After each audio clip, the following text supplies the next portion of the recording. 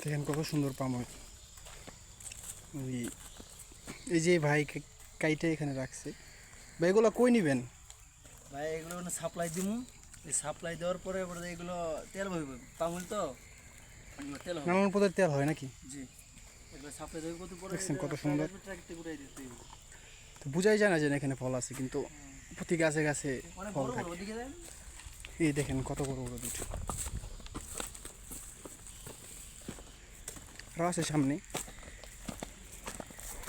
ওই যে ওখানে। এগুলো এই কাটছেন? সাপের মন্দির, সাপের মন্দির। এটা কি সাপের মন্দির? Yes, সাপের মন্দির। এগুলোতে সাপ আছে নিশ্চয়ই, কিং কোবরার সাথে ভয়ানক কিছু আছে আরো।